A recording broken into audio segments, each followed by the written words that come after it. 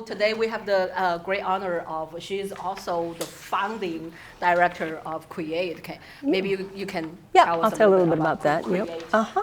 With UCF. Okay. She's a very busy woman, so I'm very honored that she's happy to be here. Giving the time to share with us our opera composition, production. So you are looking at a great musician and composer who has worked with world-class Yo-Yo Ma and different type of symphonies and opera companies, ballet companies. With Disney. So here's your chance to learn a little bit about operatic staging. I don't know. Okay. I won't take your time. No, thank you. Okay, well, thank you. I'm glad to be here. So as Dr. Kwong mentioned, I direct a unit. It's called the Center for Research and Education in Arts, Technology, and Entertainment, also known as CREATE. We are part of the College of Arts and Humanities, and we are located downtown Orlando. Anybody been to the downtown campus? No? Oh, come visit us. We have a lot of fun and we do a lot of good stuff down there.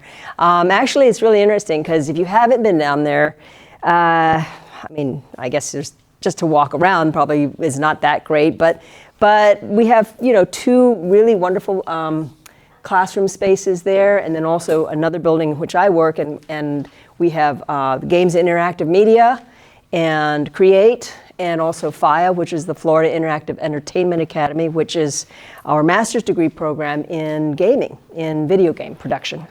So I was in the music department for 18 years.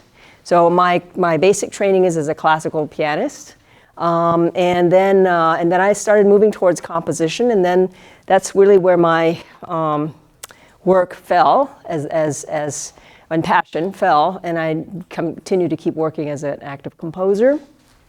I'm not going to tell you all my bio stuff, but just look me up and you'll see some stuff on me. But I've been at UCF for almost 37 years, many moons. So I remember when UCF was tiny school, and now it's big, and we're glad to have all of you here. So let's see. I'm going to go ahead and get started. First, again, I want to thank Dr. Kwong for inviting me to be here with you all. And also I want to thank Dr. Lisa Mills, who is my colleague in the film department. Some of the clips that you will hear and see were filmed by her and her students when we did the premiere of the opera that I'm going to talk about at the University of Florida. So I wanted to give a first thanks to Dr. Kwong and Dr. Mills. And that's actually one of the great things about being at UCF, is that you have such a variety of professors to work with. All right, so the theme of my talk today is creating an opera on an East meets West theme. And I'm going to take you through a little bit about the process of creating the opera and kind of the research that we needed to do for it, because not only do the sciences do research, but the arts do research as well. So some of you who are in the humanities, some of you are in the film, if you're going to produce your own film, you're going to have to do some research on your characters, the environment, all those kinds of things. So research is a really big, important and part of what we do actually as musicians and as artists, okay? So the title of my opera is called The Red Silk Thread, an Epic Tale of Marco Polo. It's an opera in 3 acts, although when we produced it, it was done actually in 2 acts, but really I think it's better in 3 acts. But I'm not going to argue with the stage director, who is this big person from New York. So I said, fine, all right. And we do have a website, and would like for you to visit that anytime if you wish. And then the teaser film was made by Dr. Mills, and so I'm going to just play a little of that for you so you can just get a little taste of the music right away. And it'll start in just a second here, hopefully. Let me pull up the volume.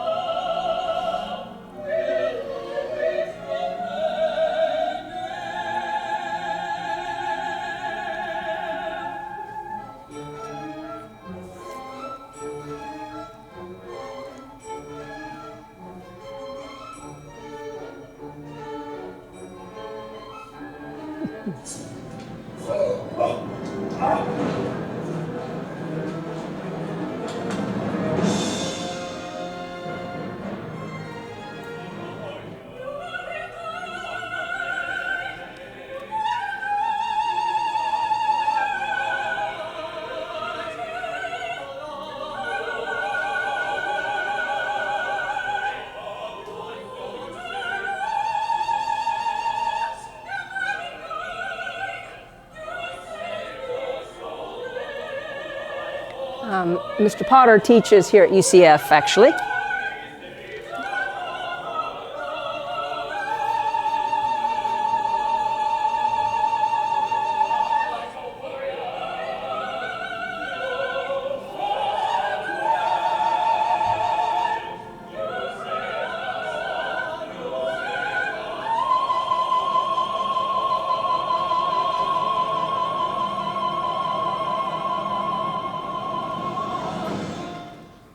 Right, so it gives you a taste of the music. And so that was a production from the University of Florida Opera Theater and University of Florida Symphony Orchestra. It was a full-length production, which meant full orchestra at the Curtis M. Phillips Center for Performing Arts. And we had 2 performances and lots of preparation time. So any of you who are musicians and you know how much it takes to prepare for a concert, you practice, you rehearse, you perform, and then it's over. But hopefully, you know, it leaves you with something, and it leaves your audience with something as well. All right, so let me just say that the whole idea of the red thread is based actually on kind of an Asian legend. So here's where I think my own personal heritage, I'm Chinese American. My parents were born in China, and then I was born actually in Gainesville. So I think that for me, starting with my first opera, I wanted to find something that was close and kind of personal and meaningful to me. So when we were thinking about what to do for the opera, we searched around, and when I say we, it was my librettist, Ernest Hilbert, and myself. So a librettist is like a lyricist. That's the person who writes the words, okay? Because I don't write the words. I need somebody else to help me. So lots of these things are collaborative. Most opera composers will work with a librettist. There are a few that will write their own libretto, but it's an art in and of itself. All right, so the idea of the red thread is that it's a string of fate. It's a string of something that ties us together. So sometimes you'll hear somebody say something about, well, that thread that runs through, you know, X, Y, Z, whatever. And that is kind of the idea, is that there's a connective tissue, a connective thread that ties us together.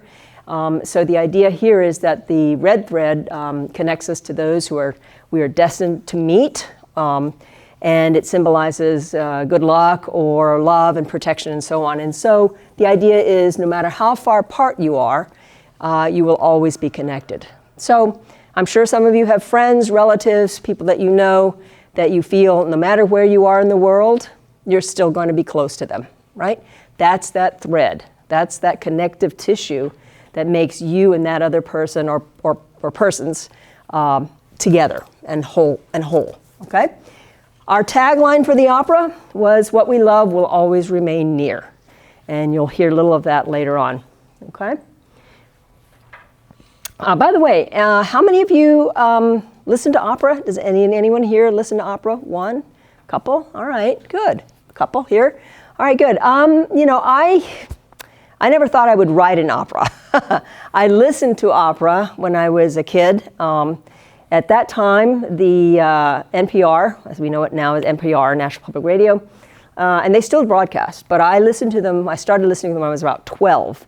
And at that time, they were live broadcasts from the Metropolitan Opera, and they were called the Texaco Metropolitan Opera broadcasts. And you could listen to them for free on your NPR. And so I started listening to opera and sort of fell in love with the opera. My parents didn't actually listen to that much opera. They had maybe a couple of records. In those days, that's what we had, records. And so every so often, we would hear it. But it wasn't like I grew up in a household, listening to opera and symphonies and things all the time. So I hope that some of you will take some time to go to an opera. It's not too much different than going to a Broadway show, except that the music is a little bit different. But overall, it's still a performance. It's still live singers, and they're on stage, and there's a story and so on. Opera Orlando is a really fine opera company here in Orlando. So you should take advantage of going to some of that when you actually have an opera company here. And they produced another one of my operas a few years ago, and hopefully we'll bring it back before too long. All right, so how did it start? Now I'm going to talk to you a little bit about the process. So I was asked by the director of the University of Michigan. Actually, I'm a graduate of UM. Anybody from Ann Arbor or Michigan here? No, okay. So I was asked by the director if I would be interested in writing an opera. And that was in 2010. And so I said, yes, I'd be interested, why not? Never done it before, and I thought it would be kind of interesting. So then the next step was finding a librettist, okay? Because I didn't know any librettists, and I wasn't going to write it myself. So it was a waiting period, almost about a year, before we found a librettist. There was someone who said they thought they could do it. And then it was like, well, she couldn't actually figure out a story. And it was kind of frustrating because we're like, well, I'm ready to write, but she couldn't get the story ready. So fine, okay, we sort of said that didn't work, right? And that's what happens when you're an artist. Sometimes what you write or what you create at first or think you want to create at first doesn't necessarily mean that's how it's going to end up. So film students, you might start doing some film and then you'll go, that's not the cut I want, okay? Out it goes and you put something else. So here we go, 2011, a year later, we find a new direction, all right? So, I was thinking about what I could do, and I was told that a guy named Dana Gioia, who was at one time president of the National Endowment for the Arts, was a librettist. So I said, well, what the heck? I'm just gonna write to him. Wonders of the internet. So I wrote to him, out of the blue. And sometimes, you know what, guys, you gotta just take a chance, right? You want something, you just gotta go for it, right? So I did, and he wrote back. He wrote back and he said, well, I can't do this, but I have someone that I think would be a good fit for your opera. So he said, write to this guy, Ernest Hilbert, and I did. And then Ernie and I connected, right? And was like, yeah, okay, this is a partnership that can work. Ernie's daytime job is interesting. He is an antiquarian book dealer for a very famous book dealer in Pennsylvania. It's called Bauman's, and that's his day job. His night job is as a poet and a librettist. So we said, all right, let's go for it. So we started working. We created this new opera, The Red Silk Thread. And in the meantime, I was talking to my colleagues at the University of Florida and saying, hey, we're going to do this opera. I already have a workshop of it, but I want to go ahead and do full production. Okay, so we went ahead and prepared a full production, and so it was produced again in 2014. All right, so it's a lot of work. It's a lot of work when you do an opera because you just don't know where it's going to really go. And you spend hours, and I'm circulating some scores, and you can see that amount of work. Every single note was written by me, all right? All the orchestration, I did, all right? Every word, Ernie did. We worked together, and I'm going to show you a few minutes, a page of libretto. And that's the process. You work together, you collaborate. How many of you are in fields where you do collaborations? I know film, I know music. What else? Anybody else where you work? What do you collaborate on? Medicine. Medicine, absolutely. History, absolutely. All the fields, actually. We work with other people, right? So now, when I'm in my own spaces, these are my workspaces. And I have 2 studios at home. One is my piano studio, and you can see I have a computer connected to that. And then my other studio, which is electronic music studio. And so due to the wonders of technology, we have wonderful what we call samples. So a composer can take their music, put it into a digital manuscript, have that come out to a MIDI file, and then we can put that into the computer and it'll give us a sense of what the music sounds like. And in fact, a lot of film scores, a lot of commercials, video game music, all that actually uses digital music production, okay? So a lot of our, for example, our animation students whom I work with now, their composers don't have a full orchestra at their disposal. So we use electronic music for that, right? So those are my workspaces. And then this is a work of Ernie's. He's actually just won a big prize, some big poetic prize, and so that's going to come up pretty soon. And here's a sample of the libretto. And as you can see, there are some scribbles here, and these are basically kind of my annotations. And Ernest and I worked via Zoom and by telephone, actually. And you know, we would go through it, and he would say, "All right, here's some text," and I would read through it. And he is not a musician, but he has some musical training, but he doesn't consider himself a professional musician. So here's an example of where, you know, we work together. He has in this second duet, he says, "Hordes will war and die if you do not deny yourself, all for what?" Now, when you're singing, hordes does not come out quite like hordes, as in crowds, all right? When you're singing, the open vowel sounds more like ladies of the evening, all right? And so he said, okay, we can't really have that because it doesn't sound like it's going to come out right. So, you know, that's where, when I'm telling him as a musician, that's not going to work. So, you know, he goes back and he finds another way to approach that text. Okay. All right, so everything starts with story, okay? So we always tell stories, and most of us are telling stories throughout the day. You may not know it. But when you're talking to your friend, you say, oh, you know, I went to the grocery store, I ran into somebody that I knew for 10 years, we started talking for half an hour, and I left and I forgot everything I was supposed to buy, right? That's a story. We're always telling stories. And now that I work with our animation students, story is something that I think about a lot. So, who, what, when, and where. Those are the basic elements of any story, right? And then we thought about, should we adapt an existing story or create our own? We decided we would create our own, okay? So here's the process. You visualize the context of the music, all right? Building the story, the characters, the setting. What in your mind does it look like? What might it sound like?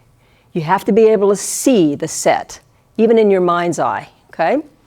You have to do the research, all right? Because if you don't do the research, somebody will know that you didn't do your research, all right? So we went to time, history, and characters, and then collaborating with Ernie, and then composing the music. So we decided we would do our story set in the time of Kublai Khan and Marco Polo. Now, everybody knows the name Marco Polo, either by playing that, you know, kids thing in the swimming pool, Marco Polo, right?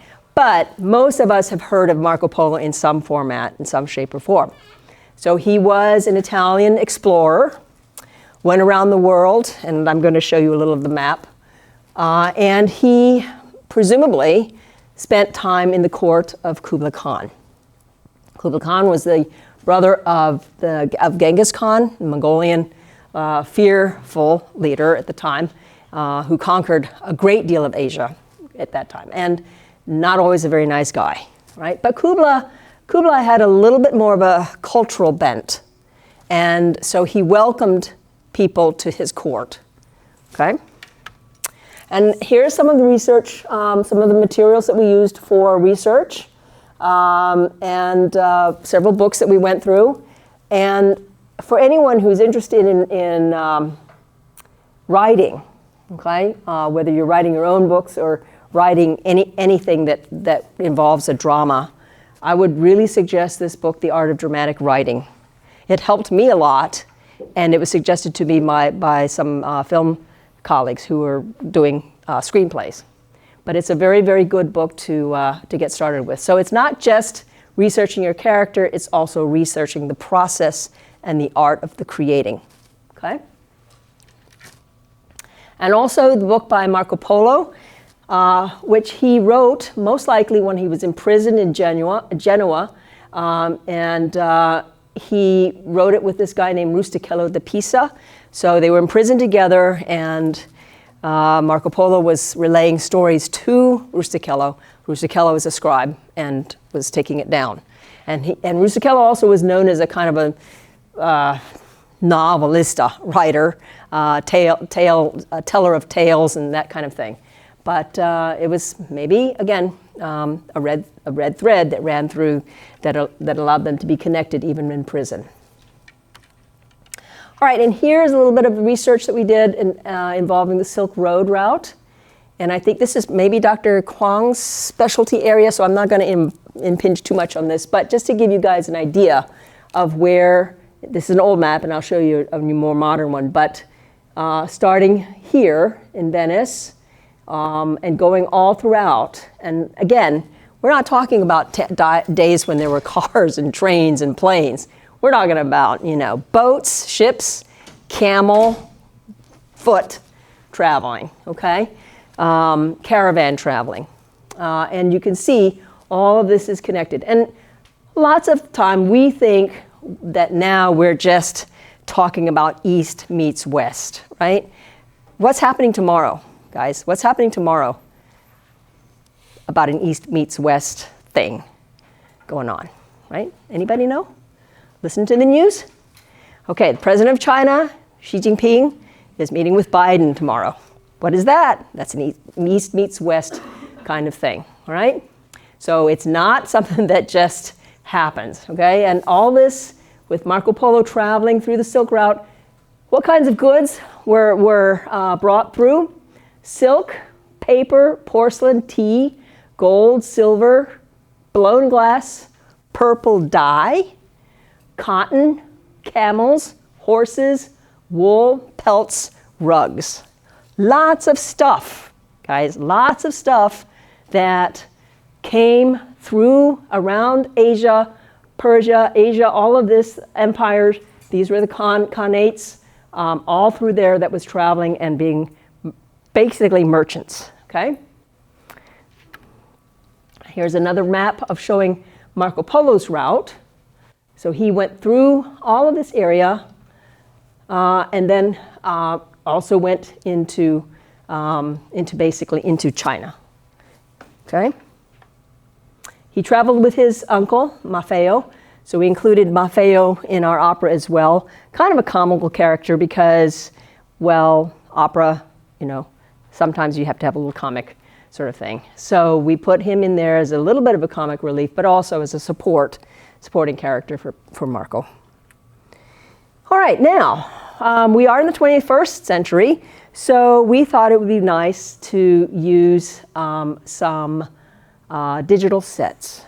All right, and this is in 2014, so now everybody is using digital sets. I'm not saying I'm the only one who did that, but it became really apparent to me that we could do this. So some of our former students from UCF, who were our animation students, formed their own company called the Ninjineers, and they were doing what is called 3D projection mapping. Anybody know that? Have you ever heard of projection mapping? Okay, if you haven't, check it out. It's a really cool technology. And actually kind of old now, but people are still doing it, and it's really amazing stuff. What they do is they map a building, let's say a building, and then they create digital assets, map it onto there, and of course it can be animated in that way. So we had them build virtual sets, And the positive thing is about that is that you don't have to have heavy, big sets moving around, taking all that time. The negative side of that is, of course, technology. So you never know what technology is going to do. Sometimes it works, sometimes it doesn't work. So you're always taking a little bit of a chance. But we thought it'd be worth the effort, and I thought it would be worth the effort because I really wanted to see technology incorporated into the opera. Okay? So now the opera has been written and it's showtime. So then you work with the production team. Okay? Production team involves a stage director, choreographer, set designer, costume designer, lighting designer, hair and makeup, props master, stage manager, musicians, filmmaker, crew, box office, PR marketing. The whole kit and caboodle, okay? When you do a production, it isn't just about you. This is when it becomes everyone. Everyone is part, everyone has a role to play, everyone has something to do in that production to make it happen so that we as audiences can enjoy that. All right, so I'm going to show you now a little bit of the opening, the overture, and here you'll see some of the digital assets that we used. And it'll take just a minute to get into it, and then it'll start. And you'll see where the digital asset became really very interesting and a good way to set the audience up.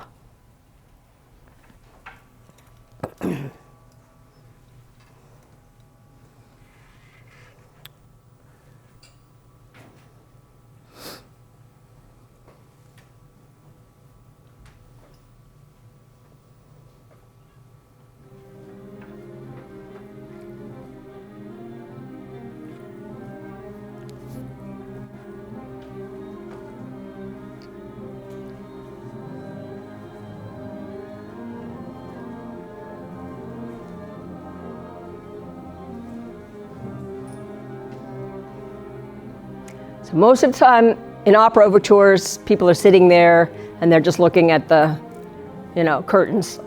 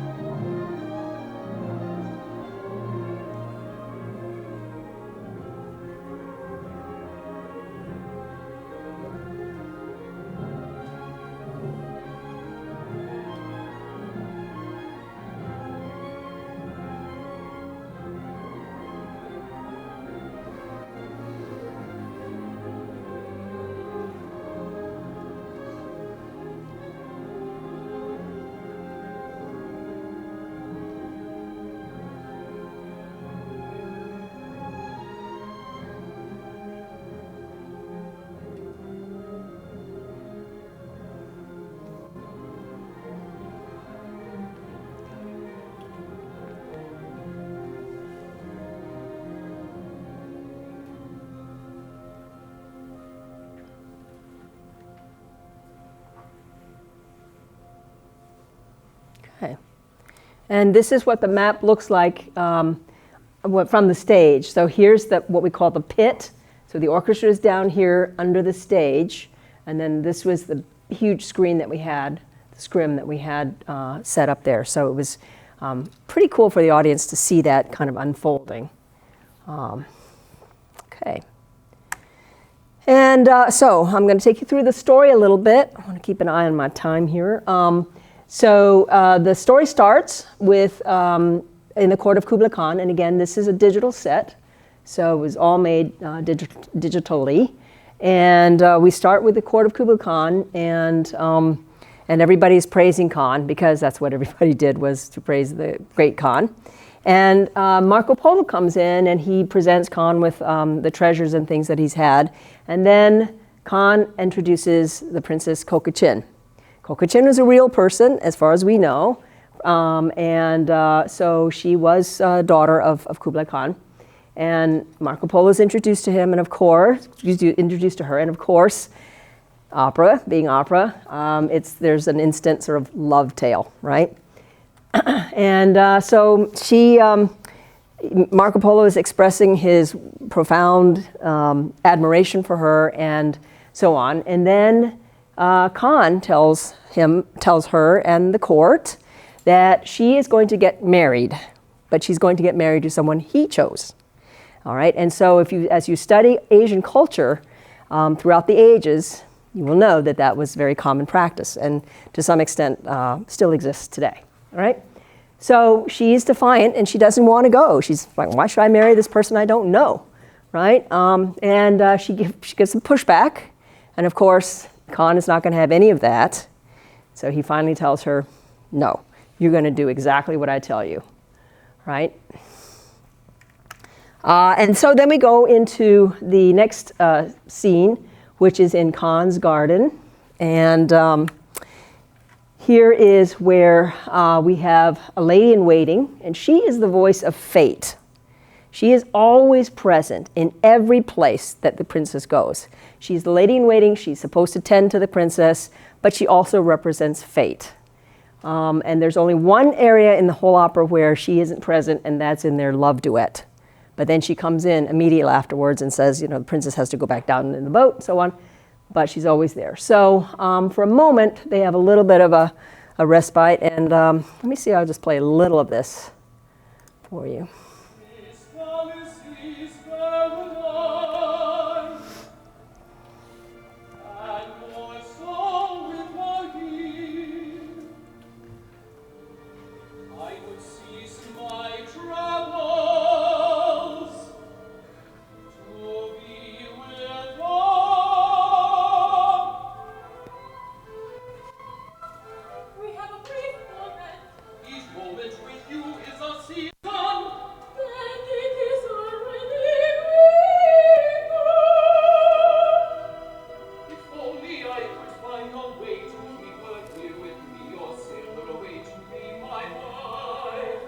Right, so then you can see that she also is attracted to him, right? And so they're trying to find a way where they might be together, but of course it's impossible because she's a princess and he is an explorer, right? But he knows that, but there's still always the hope.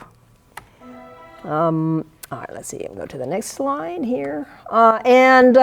So here comes the plot twist. There's a little bit of a plot twist where Khan comes in and he says, Marco Polo, I charge you to take the princess to Persia. Hooray for him, right? So he's happy about that.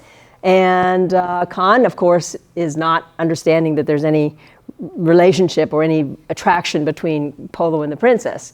He hasn't been in the scene, so he doesn't see that. But all he says is, I want my trusted Marco Polo to take the princess to Persia and see her to their new destination. So here we are in the second act on the boat, and the sailors are rowing away, sailing away, and getting ready to continue their journey. I'll play a little of that for you as well.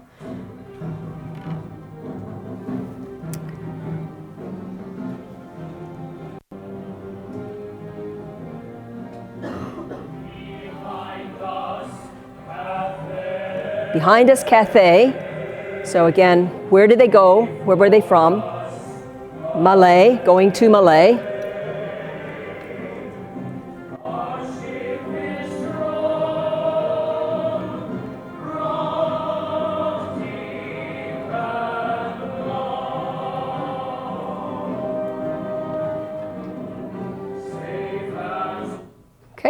So that kind of goes on, and they're rowing and so on and so forth.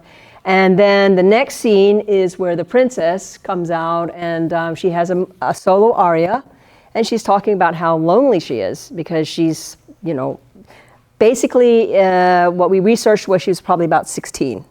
And so she's on this huge boat with a bunch of guys, and she's doesn't know where she's going really, and doesn't know exactly who she's going to meet, and she's lonely. She's frightened a little bit too. So we have a solo aria for her, and I'd like to play a bit of that for you, and you'll see. It's not too clear, but you can see a little bit of the animation of the waves in the back, maybe some of the boat, the water.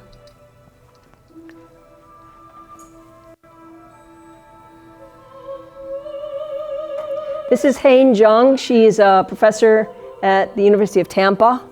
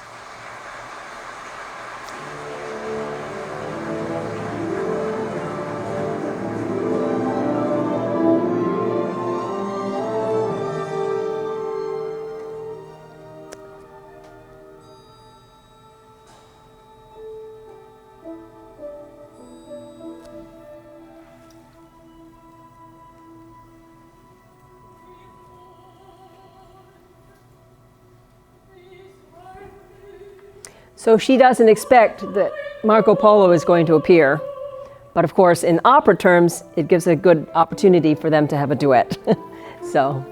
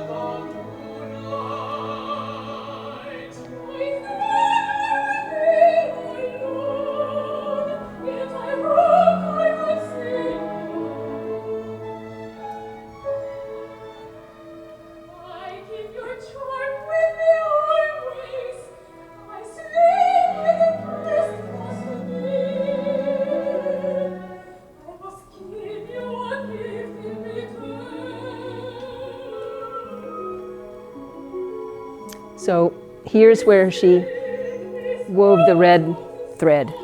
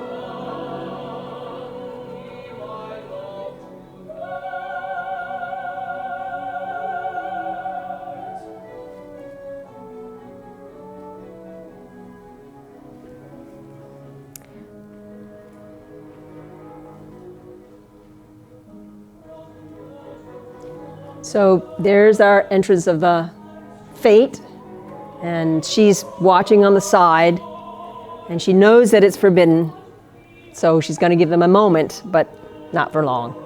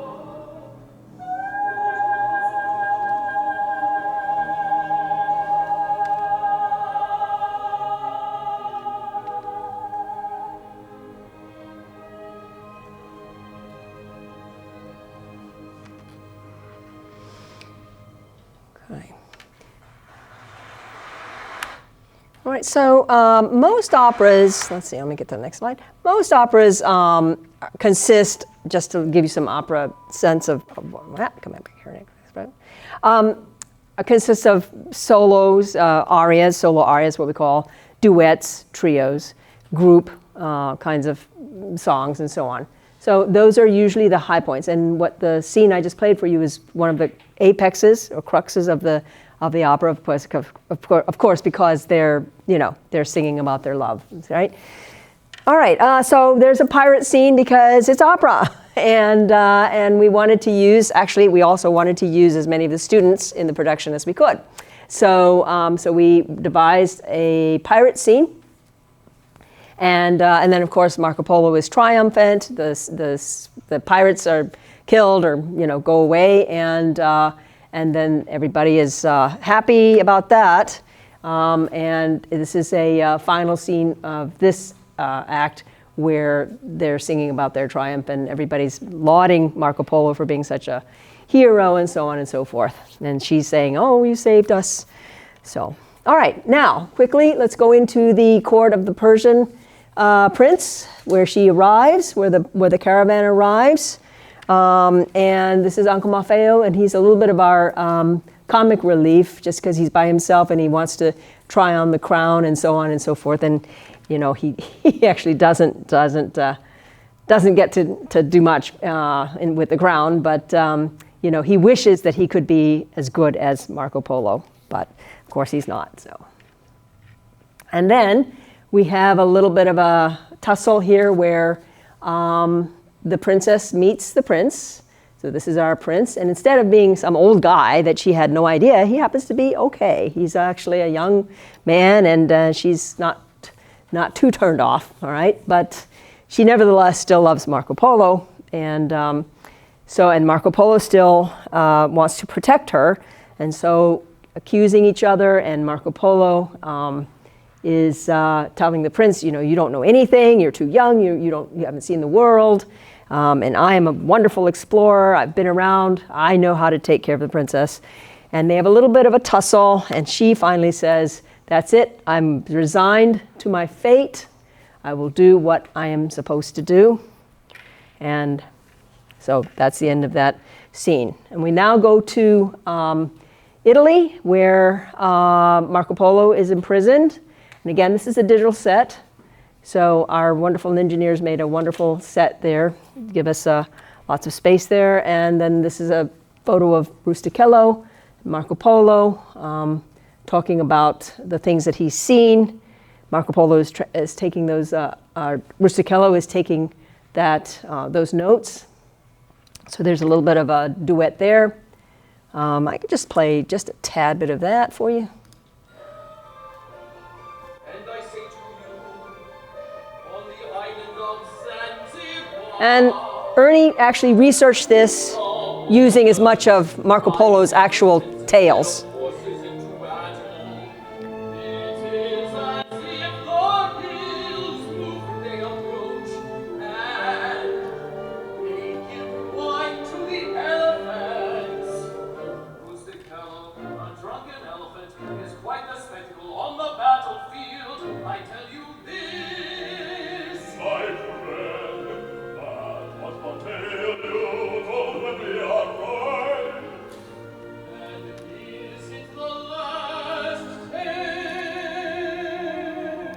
So Ernie actually, when we were reading through the tales of Marco Polo would often say, "I tell you this."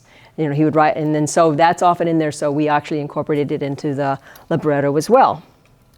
All right, and we get now to the final scene of the Gobi Desert, and Marco Polo is imagining what has happened. So he gets the message that the princess has died, and so on his last day and his release from prison, he gets this message, and so this is a kind of a flashback scene, and is actually goes towards the end, and I'd like to play a little of that for you.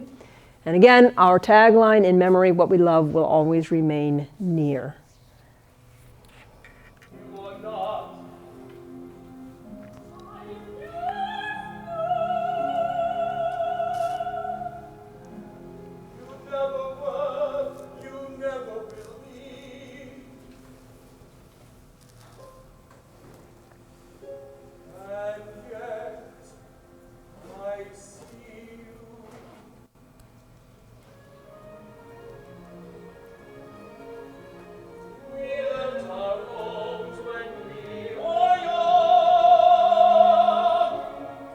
To marry, she says to marry, to travel.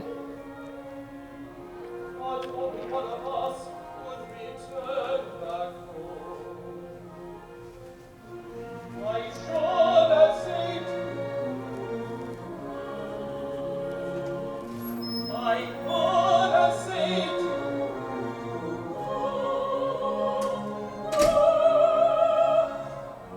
I dreamt I saved you. I came back to mine alone. I should have saved you. I could have saved you.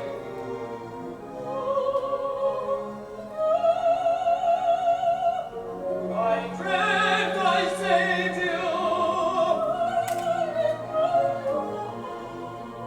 I came back to mine alone. I could have saved you.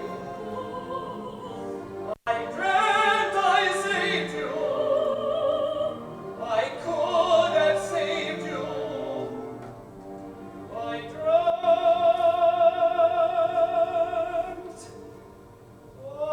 I saved you.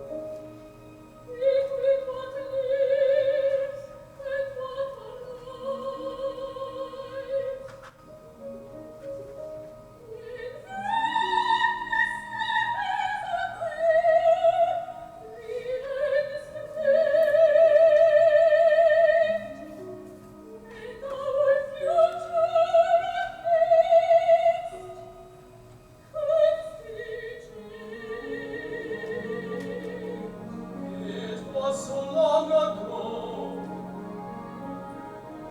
You were so far away.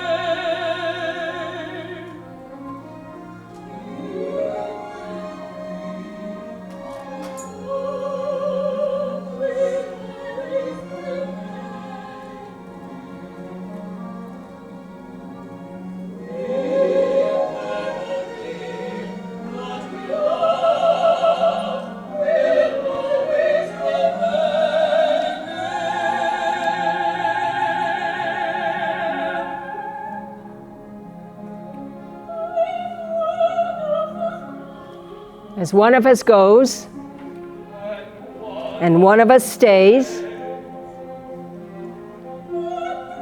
the thread will guide us on our ways. It keeps us near and keeps us strong.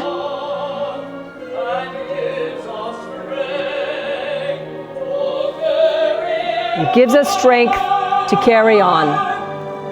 Always remember.